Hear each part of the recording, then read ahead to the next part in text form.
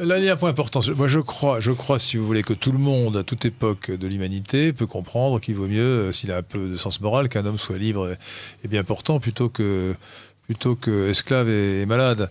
Mais je crois que c'est seulement le développement économique qui a permis d'abolir les formes d'esclavage, toutes les formes d'esclavage, y compris le servage d'ailleurs. C'est parce que l'Occident s'est développé. Ce n'est pas parce qu'il a aboli l'esclavage qu'il s'est développé, c'est parce qu'il s'est développé qu'il a aboli l'esclavage. Et donc l'abolition de l'esclavage, en fait, c'est une exception dans l'histoire de l'humanité. Ça n'a été pratiqué effectivement que par les Occidentaux, puis ensuite ça s'est étendu à l'ensemble de l'humanité avec les réserves que vous dites, en aura Fort de Brienne. C'est simple, oui. Mais ça n'était possible que parce qu'il y a eu, je répète, dans les sociétés, il faut voir que la société traditionnelle, l'ancienne société vit dans la pénurie permanente.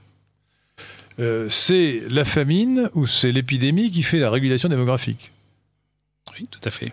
Et donc, dans cette situation, chacun peut mourir de faim, sauf une petite minorité de privilégiés, peut mourir de faim, non pas les jours de bonne récolte, pas les années de bonne récolte, mais les années de mauvaise récolte.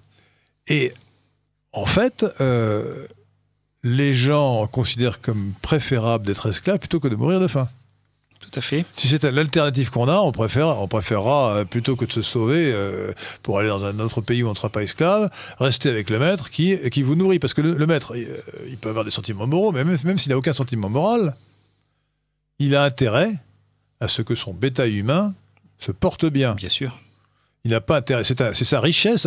Autrement dit, l'image d'Épinal qui veut que le maître, par définition, puisqu'il est maître, il va torturer, martyriser ses esclaves, est une stupidité. Bien sûr. Le propriétaire de vaches ne va pas s'amuser à martyriser ses vaches. Il veut qu'elles se portent bien. Bon, donc tout sentiment moral mis à part, le maître des esclaves a intérêt à ce que sa fortune, constituée par les esclaves, soit aussi forte que possible. Donc les esclaves se reproduisent et se portent bien, et pas qu'ils soient malades et maltraités.